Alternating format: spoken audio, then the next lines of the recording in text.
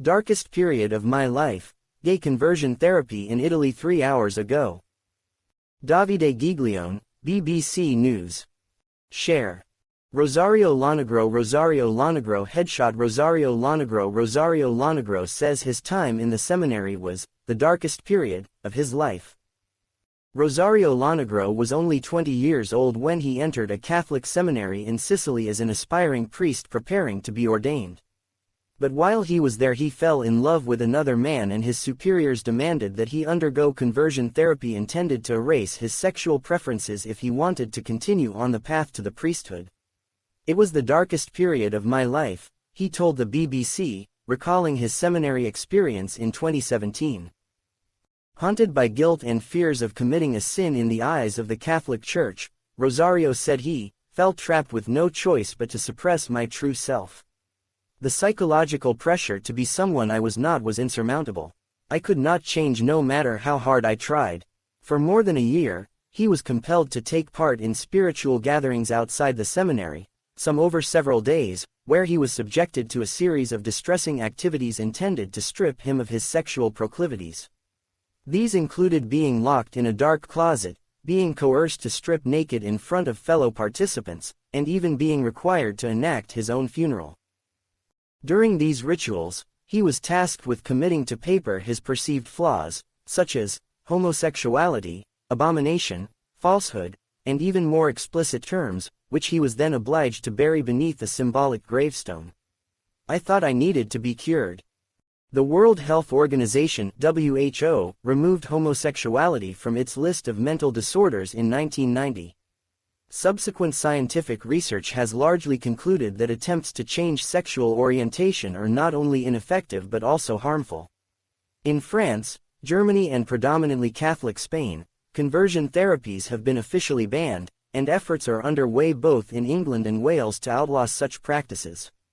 Today in Italy, it's nearly impossible to determine the precise extent of these practices, reported mostly by men, but some women too, and there is no standard legal definition of them.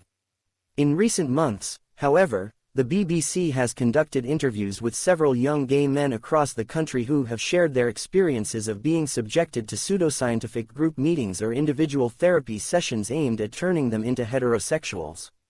One 33-year-old man who attended this type of meeting for over 2 years expressed his initial motivation, saying, "I wanted to reconcile with myself.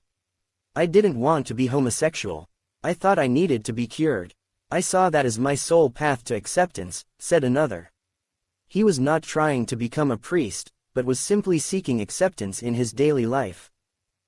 Getty Images: priests make their way to wait in line to view the body of Pope John Paul II as it lays in state in the St. Peter's Basilica. April 5, 2005 in Vatican City. Getty Images experts say Italy is hesitant to ban the practices partly due to Italy's strong Catholic influence. Gay conversion therapy is not limited to one specific region of Italy. Group meetings and individual therapy sessions run across the country, some even run by licensed psychotherapists. In some cases, these gatherings and therapy sessions are unofficial and covert, often promoted through discreet conversations and secret referrals. Other courses are publicly advertised, with known figures within Italy's conservative circles actively seeking followers online and on social media platforms to promote their ability to change sexual orientations. In Sicily, Rosario Lonegro was primarily subjected to meetings organized by the Spanish group Verdad y Libertad, Truth and Freedom, under the leadership of Miguel Ángel Sánchez Cordón. This group has since disbanded, having incurred the disapproval of the Catholic Church. However, the Italian priest who originally pushed Lonegro into these practices was given a senior position within the Church, while others continued to draw inspiration from Sánchez Cordón's methods in Italy. Many of the people the BBC spoke to were referred to Luca di Tolve, a moral, spiritual trainer, who gained recognition through his book titled, "I Was Gay Once. In Medjugorje I Found Myself." On his website, di Tolve and his wife boast that they are a contented couple, seeking to aid anyone whose sexual identity is in turmoil, helping them to genuinely exercise their freedom in determining who they wish to be as a person. When contacted by the BBC, di Tolve did not respond. Another active individual promoting ways to tackle perceived sexual orientation is Giorgio Ponte, a well-known writer in Italy's ultra-conservative circles. He says he wants to help people overcome their homosexuality and be liberated, by telling his own story as a man with homosexual drives who is on his, potentially lifelong, path to freedom. In my experience, homosexual attraction stems from an injury to one's identity that conceals needs unrelated to the sexual erotic aspect but rather tied to a distorted perception of oneself, reflecting across all aspects of life, he told the BBC. I believe that a homosexual person should have the freedom to try to become heterosexual, if they want, knowing, however, that it may not be possible for everyone, he added. When I kissed her it felt unnatural. In recent years, dozens of young men and women have sought guidance from the likes of Detalve, Ponte and Sanchez Cordon. Among them is 36-year-old Massimiliano Felicetti, a gay man who grappled with attempts to change his sexual orientation for more than 15 years. I started to be uncomfortable with myself from a very early age. I felt I would never be accepted by my family, society, church circles. I thought I was wrong, I just wanted to be loved, and these people offered me hope, he said. Felicetti said he had tried different solutions, consulting psychologists and clergy members who offered to help him become heterosexual. However, about 2 years ago, he decided to stop. A friar who knew of his struggle encouraged him to start dating a woman, but it didn't feel natural.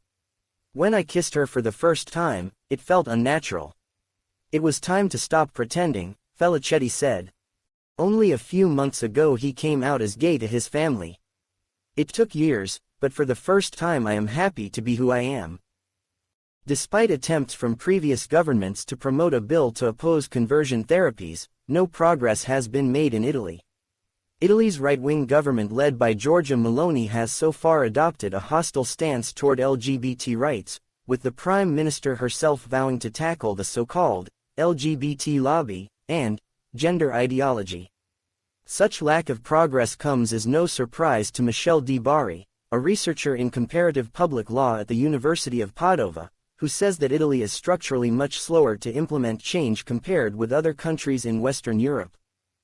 This is a very elusive phenomenon, given that it is a practice prohibited by Italy's Order of Psychologists itself. Yet, in the Italian legal system, it is not deemed illegal. People carrying out such practices can't be punished. Despite the complexity of the issue, experts believe that partly due to Italy's strong Catholic influence, the country has been more hesitant to prohibit these controversial practices. Getty Images. A participant reacts next to a banner depicting Italian Prime Minister Giorgia Meloni during the Pride March to show support for members of the LGBT community, in Milan on June 24, 2023. Getty Images. Prime Minister Giorgia Meloni's government has adopted a hostile stance to LGBT rights in Italy. This may be one of the elements that, along with a strongly patriarchal and male chauvinist culture, makes the broader understanding of homosexuality and LGBT rights more difficult, said Valentina Gentile, a sociologist at Rome's Lewis University. However, it is also fair to say that not all Catholicism is hostile to the inclusion of diversity, and the Church itself is in a period of strong transformation in this regard, she added. Pope Francis has said that the Catholic Church is open to everyone, including the gay community, and that it has a duty to accompany them on a personal path of spirituality, but within the framework of its rules. However, the Pope himself was reported to have used a highly derogatory term towards the LGBT community when he told a closed-door meeting with Italian bishops that gay people should not be allowed to become priests. The Vatican issued an official apology. Rosario Lonegro has left Sicily behind and also lives in Milan. Following a nervous breakdown in 2018, he left both the seminary and the conversion therapy group. While he still believes in God, he no longer wants to become a priest. He shares an apartment with his boyfriend, he studies philosophy and undertakes occasional freelance work to pay for university. However, the psychological wounds inflicted by such activities still run deep.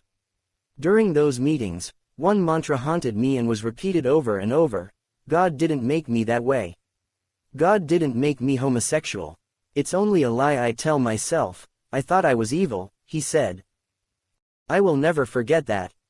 If you have been affected by any of the issues raised in this story, you can visit BBC Action Line.